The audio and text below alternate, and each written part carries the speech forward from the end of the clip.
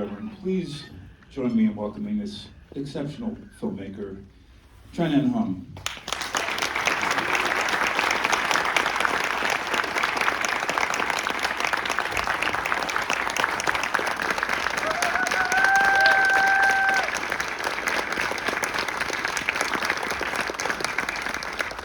We have 3 chairs here because at the very end of the film, you saw it was dedicated to Yenke. Yes. And Yenke is here. She's the artistic director, the costume designer, and she is your wife. Yes, she's here.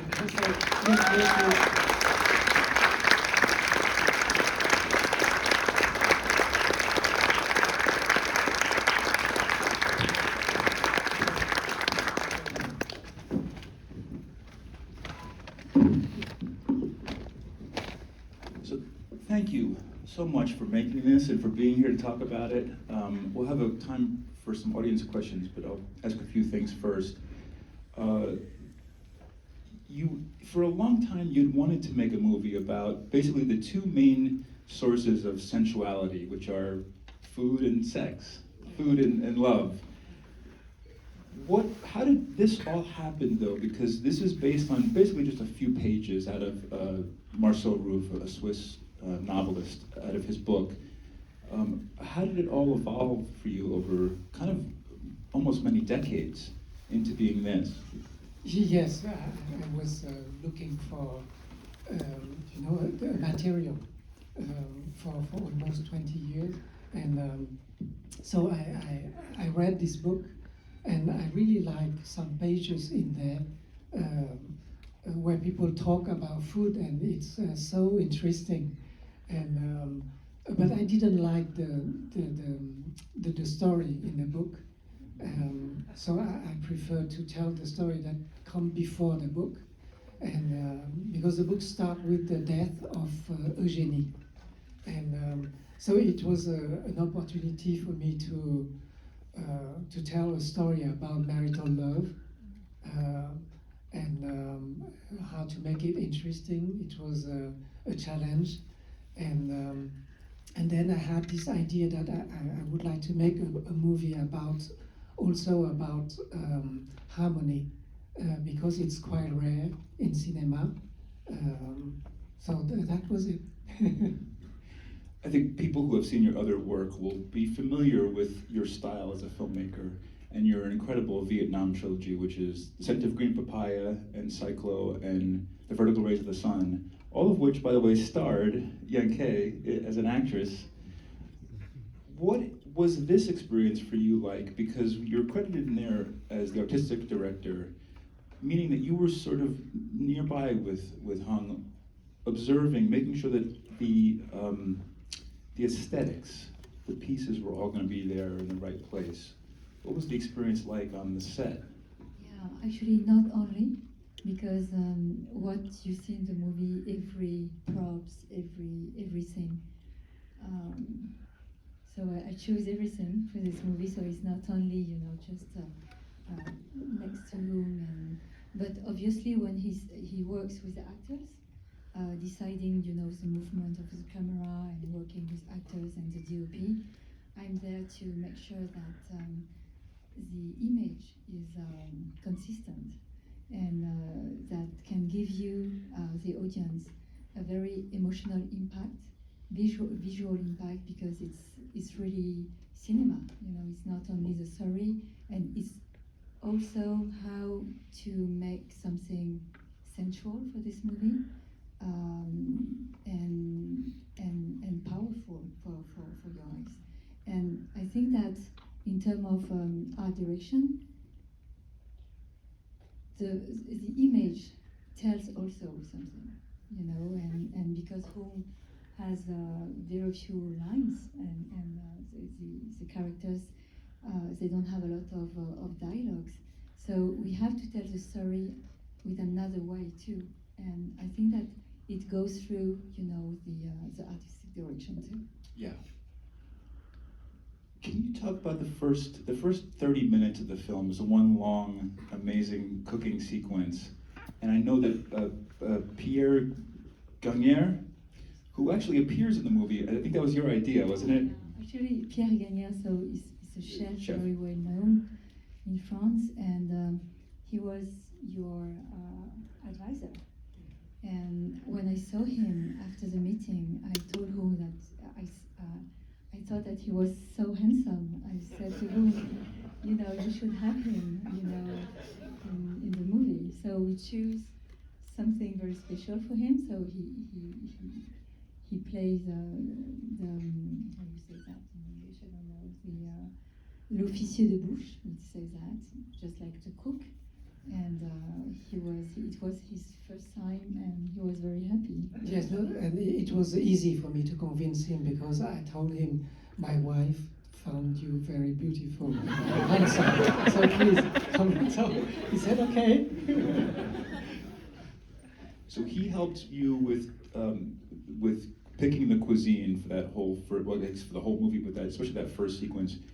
And that's all of it is historically accurate. This is the 1880s, and yet we see things there that seem, well, it is food that we would eat today.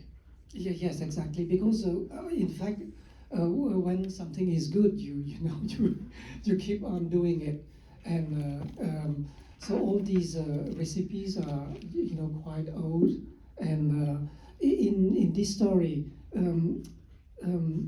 The role of Dodin, he's someone who eating, so he read a lot of recipes, that is old recipes, and at that time the recipes are not precise like today. I mean, you don't have, for instance, indications like 20 grams of this and that.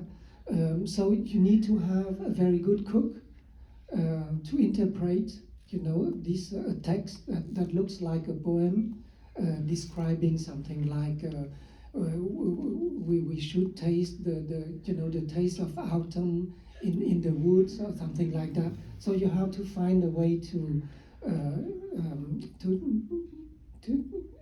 cook the dish. So that's why we can say that a cook needs to be really talented to be able to find. So for the movie, the first scene of the cooking was very difficult to shoot. Normally, when I shoot a movie, I never prepare anything.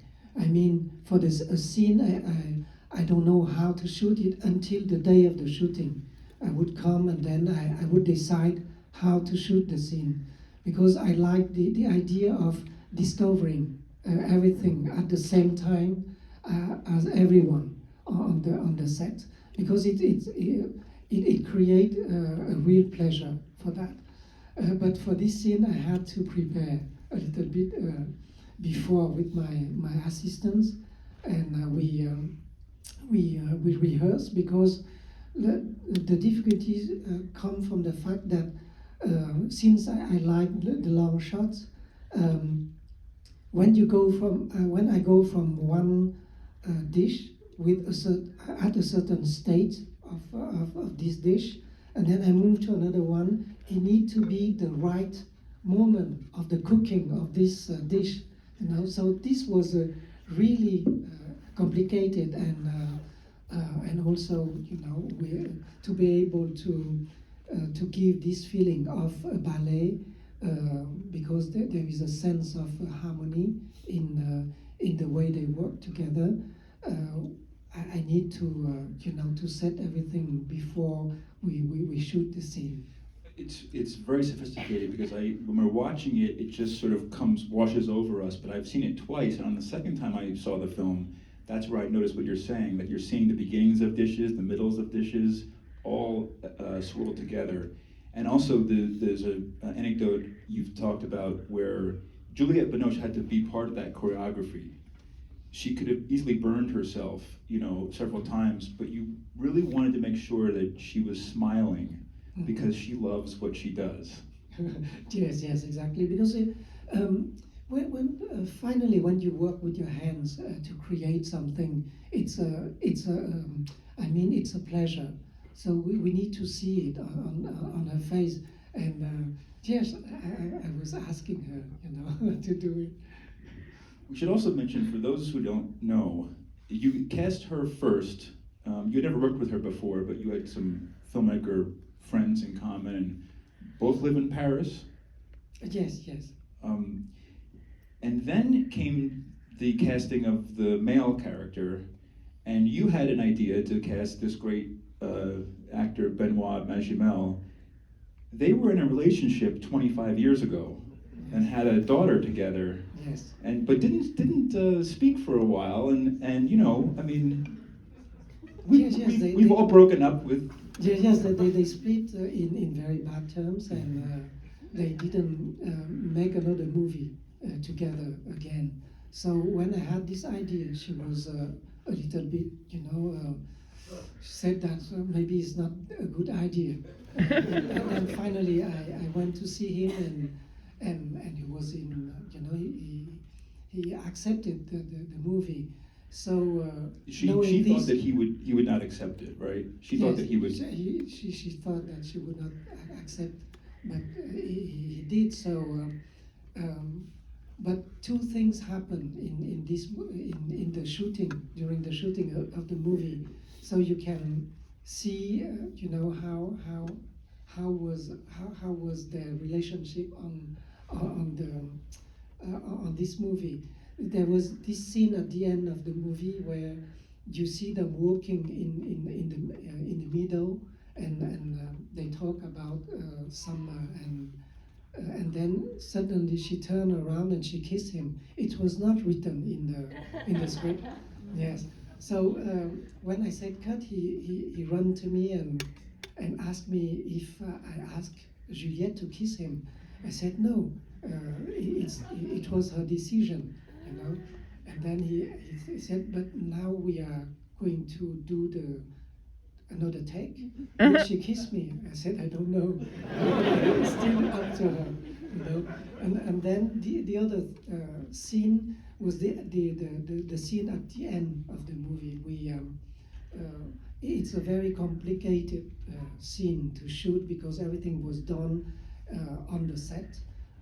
Changing the set and the lighting, everything. So it takes some takes for us to arrive on them, and they have this dialogue, and so at the end he has to reply to her question, and he said my cook, and he added, and my wife. I said, Benoit, you changed the meaning of the scene.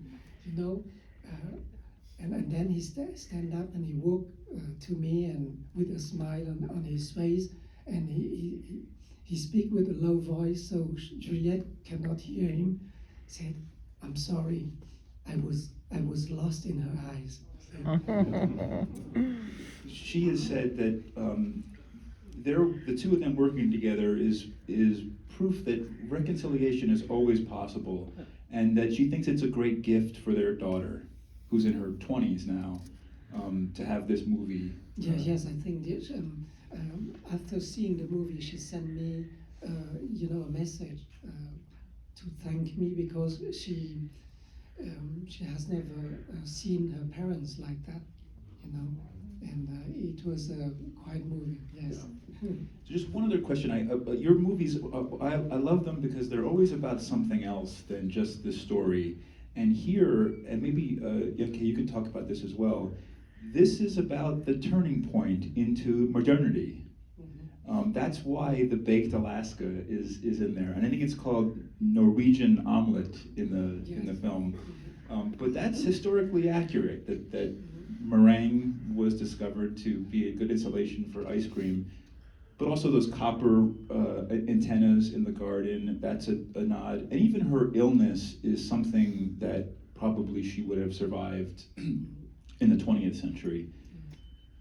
How important was that for you, for both of you, as a sort of subject underneath the main subject? I think the antenna, it's something that is very, very, very old.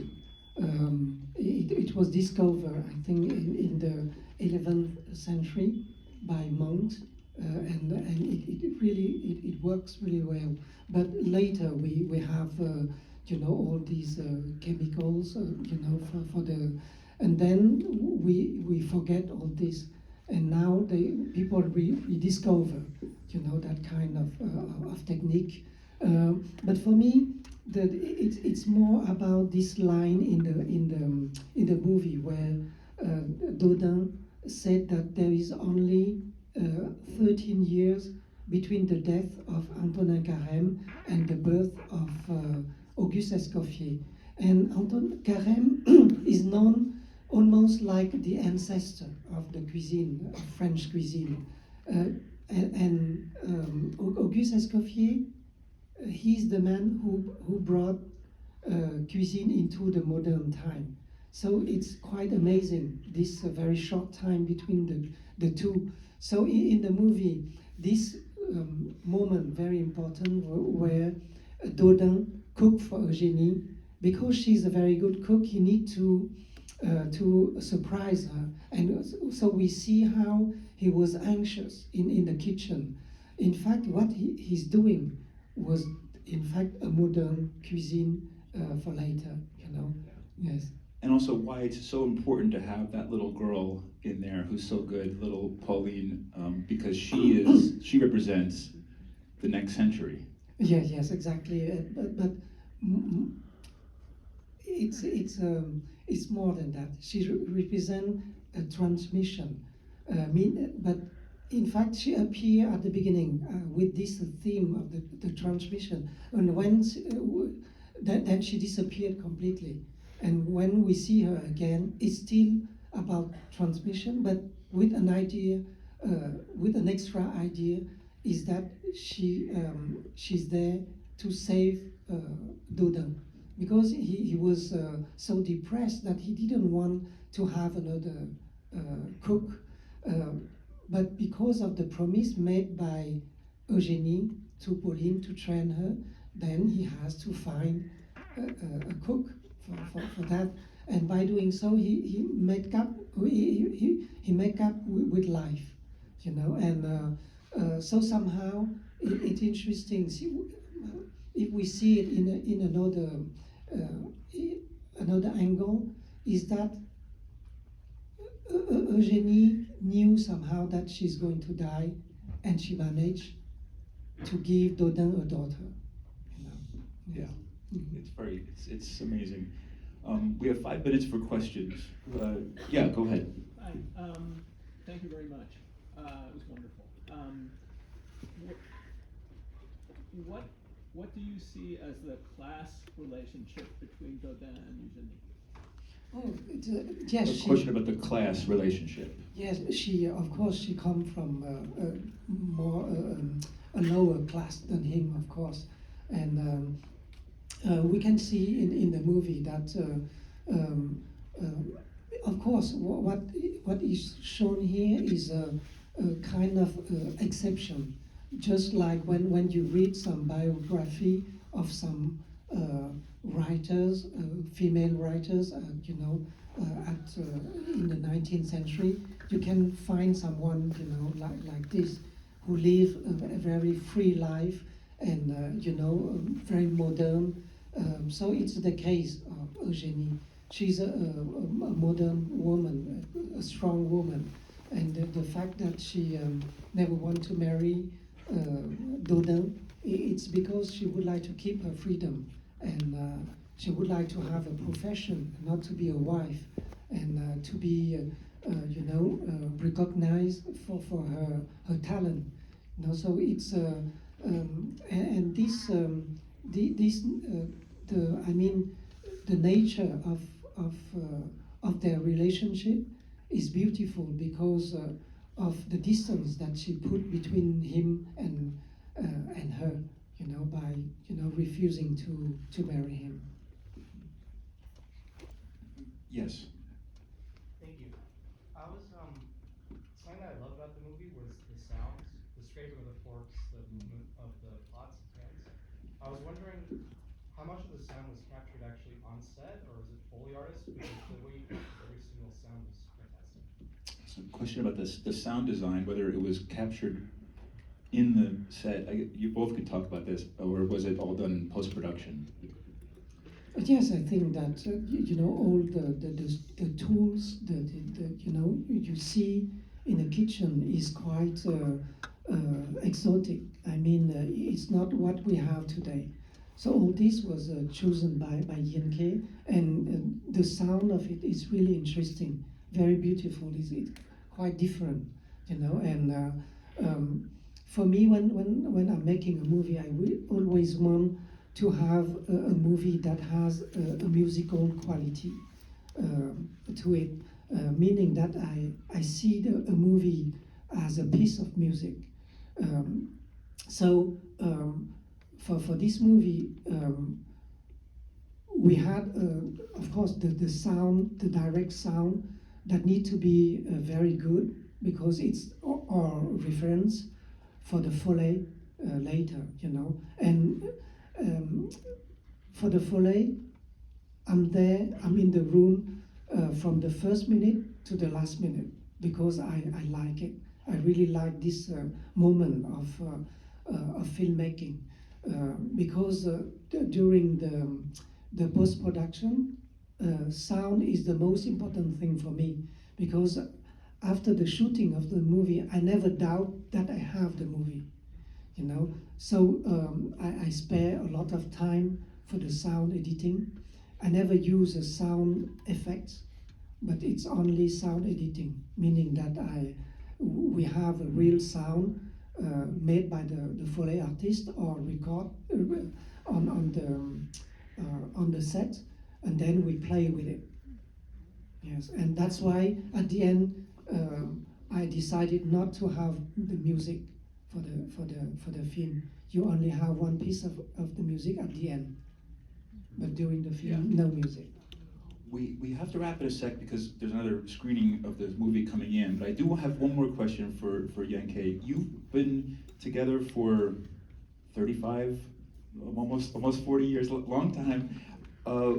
Could this have been possible earlier? I mean, in a way, does the life experience and the relationship experience? He gave a hand gesture to say no, but just sometimes I'm his wife, but essentially I'm working with him, so there's nothing to do with his wife. And because we don't talk that much actually when we're working, and especially for this movie, we didn't have time to talk because we had only 25 days for preparation for everything, so it was very, very short. And yeah, I think that it's not a problem of time. I think it's just maybe for whom, not for me. And you talk about modernity.